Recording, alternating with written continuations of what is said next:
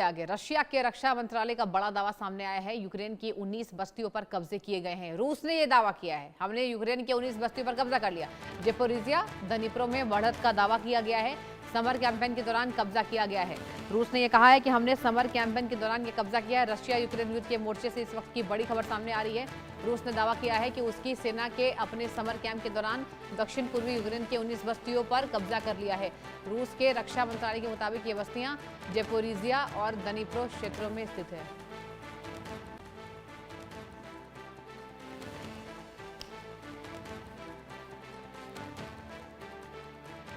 बस्तियों के नाम सार्वजनिक नहीं किए गए हैं। रूस के पूर्वी सैन्य समूह के कमांडर प्योम बोलगारेव की रिपोर्ट का हवाला देते हुए रक्षा मंत्रालय ने यह जानकारी दी है। इसके अलावा रूस की तरफ से जापोरिजिया क्षेत्र की रिबाल्स्क्यो बस्ती पर भी नियंत्रण हासिल करने का दावा किया गया है, लेकिन इस दावे के बीच युद्ध के मैदान की तस्वीर एक तरफा नहीं है। यूक्रेन भी दक्षिणी पूर्वी मोर्चे पर अपनी बढ़त का दावा कर रहा है। यूक्रेनी राष्ट्रपति वोलोदिमीर जेलेंस्की ने इसी सप्ताह कहा था कि 2026 में यूक्रेनी सेना ने दक्षिण पूर्वी मोर्चे पर 745 वर्ग किलोमीटर क्षेत्र को वापस अपने नियंत्रण में लिया है। ये बड़ी जानकारी आपको दे रहे हैं। रशिया ने बड़ा दावा किया है। लगातार इन दोनों देशों के बीच में हमले तेज हो गए हैं। हमला लगातार चल रहा है। युद्ध की जो स्थिति है वो बढ़ गई है। जंग और तेज हो रहे हैं और अब रशिया ने ये कहा कि हमने 19 बस्तियों पर यूक्रेन के कब्जा कर लिया है। देखने वाली बात होगी यूक्रेन की क्या जवाबदेही इसमें यहाँ पर सामने आती है, क्योंकि यूक्रेन का जवाब बेहद जरूरी है। अगर रशिया ने यह दावा किया है तो यूक्रेन का भी दावा जरूरी है कि आखिर क्या वाकई कब्जा हुआ है और जिस तरीके से क्या यूक्रेन इस पर चुप बैठेगा, यूक्रेन क्या जवाबी कार्रवाई देगा। अतुल रंजन मेरे संवाददाता इस बड़ी खबर पर जुड़ चुके हैं। अतुल, ये बताइए रशिया का दावा यूक्रेन कैसे देख रहा है? ये देखिए, दोनों देशों के बीच दावों का जो सिलसिला है वो जारी है और फ्रेश दावा जो है इस बार रूस की तरफ से आया है।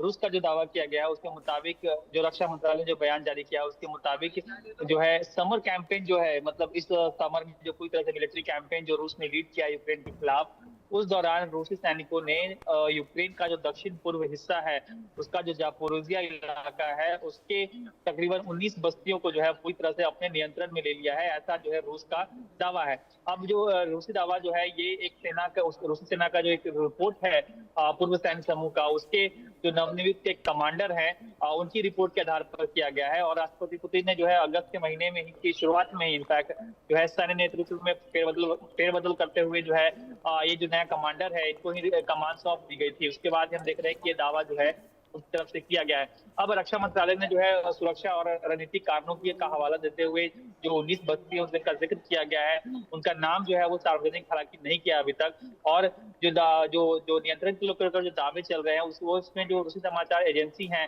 उनके भी मुताबिक जो है रणनीतिक रूप से जो पूरे 19 गांव जो है काफी महत्वपूर्ण बताया जा रहा है और साथ ही साथ जो है जो दावा जो है हासिल करने का उसको दोहराया जा रहा है। अब जो दावा आया है उस पर जो यूक्रेन का पलटवार है वो भी सामने आया है।